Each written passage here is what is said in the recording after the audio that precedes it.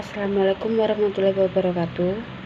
Kami dari kelompok terakhir ingin mempresentasikan hasil diskusi kami yang bertemakan hubungan kantor pusat, cabang, dan antar cabang, serta penyusunan laporan keuangan bank di antar cabang, yang beranggotakan saya sendiri, Vera Angganita, NIM 2018 017179, dan Jevi Bella Pitaloka, NIM 2018 017165, dan Endah Sri Widayanti, NIM 2018 017195.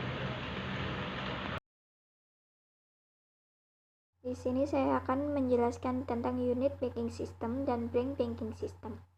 Pada unit banking system, berlakunya pola operasional perbankan pada ruang lingkup unit tersebut saja, berdiri sendiri dan mempunyai kewenangan yang mencakup kegiatan sebatas di bank yang bersangkutan.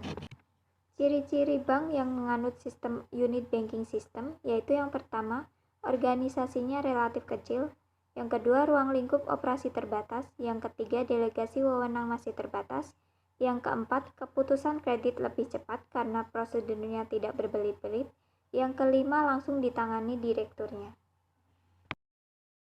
Selanjutnya ada branch banking system, yaitu sistem perbankan yang terdiri dari kantor pusat, kantor cabang dengan manajemen modern yang terpadu, terencana dan ada desentralisasi kewenangan yang luas, serta wilayah operasionalnya sangat luas atau tidak pada wilayah tertentu saja. Ciri-ciri bank yang menganut sistem branch banking system yaitu yang pertama, bank lebih fleksibel untuk melakukan diversifikasi produk yang lebih bervariatif guna mendukung jaringan cabang atau operasional yang lebih luas. Yang kedua, bank dapat melakukan intermediari lokal sehingga dapat tumbuh lebih cepat dan mengambil peran yang lebih besar dalam perekonomian. Yang ketiga, bank dapat melakukan ekspansi fisik ke daerah ekonomi baru, terutama pusat-pusat pertumbuhan sehingga mampu meningkatkan kemampuan ekonomi rakyat setempat. Yang selanjutnya ada karakteristik kantor cabang. Yang pertama, kantor cabang berdiri karena didirikan oleh kantor pusat sehingga akan dibiayai oleh kantor pusat. Misalnya diberikan modal kerja berupa uang tunai, diberikan aktiva tetap, yaitu gedung, tanah, atau kendaraan, maupun aktiva lainnya sehingga siap beroperasi. Yang kedua yaitu kantor cabang memiliki kewenangan untuk bertransaksi dengan pihak ketiga. Transaksi itu baik yang menyangkut penghimpunan dan maupun penempatan dana, misalnya penempatan kredit perbankan. Dalam hal membelanjai aktivitas cabang, kantor cabang dapat mendanai dari sumber dana yang dimiliki kantor cabang. Namun demikian, bila tidak mencakup, akan meminta bantuan kantor pusat. Yang selanjutnya, kantor cabang mempunyai kewenangan untuk menganalisis permintaan kredit, memutuskan pemberian kredit atau sampai pada volume tertentu, menyelenggarakan administrasi kredit sampai kembalinya kredit atau dilunasi, serta hal yang menyangkut penyelamatan kredit di tingkat cabang. Namun demikian, keputusan kredit harus tunduk pada standar perkreditan yang telah ditentukan oleh pusat atau termasuk di dalamnya persyaratan-persyaratan kredit secara baku. Yang selanjutnya, kantor cabang dapat mengelola uang tunai dari hasil penghimpunan dana maupun dari pelunasan kredit serta melakukan transaksi-transaksi pembayaran atas nama inisiatif kantor cabang. Penyelenggaraan akuntansi. Hubungan antar kantor pusat dengan kantor cabang bank tercermin pada pencatatan transaksi di kantor cabang, yaitu RAK kantor pusat dan di kantor pusat akan mencatat RAK kantor cabang.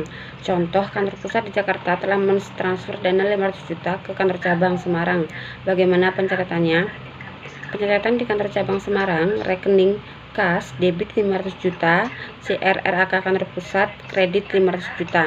Pencatatan di kantor pusat, rekening DR RAK kantor pusat debit 500 juta dan kreditnya kas 500 juta. Penyelenggaraan akuntansi. Transaksi tersebut menunjukkan investasi kantor pusat pada cabang sebesar 500 juta dan modal kantor cabang sebesar 500 juta. Namun demikian, bila terjadi mutasi aktiva pada kantor cabang, kantor pusat tidak akan mencatatnya. Hal ini sebagai konsekuensi kantor cabang sebagai unit bisnis yang diberi kewenangan untuk mengelola aktiva maupun pasifanya. Contoh, kantor cabang menggunakan dana dari kantor pusat tersebut untuk membeli kendaraan operasional secara tunai 150 juta, maka pencatatan transaksi ini hanya terjadi di kantor cabang. Rekeningnya kendaraan sebesar 150 juta di debit dan kas 150 juta di kredit. Hubungan antar kantor cabang. Hubungan antar kantor cabang pada bank, lalu utang piutang antar cabang, lalu pendapatan bunga. Akuntansi untuk transaksi antar cabang, lalu sistem yang dianut bank ada dua, sentralisasi dan desentralisasi.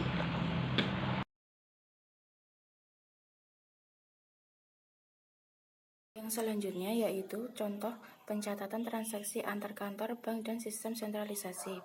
Tanggal 25 Juni 2015, Bank Mandiri Cabang Semarang mentransfer dana sebesar 100 juta ke Cabang Bandung atas beban nasabah giro Saudara Amin.